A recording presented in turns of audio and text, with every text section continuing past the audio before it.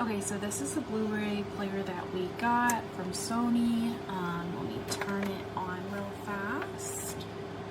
So you see it turns green. It works perfectly. Let me open it. Opens good, works good. Here's the remote as well that it comes with. Everything looks great and we've had no issues.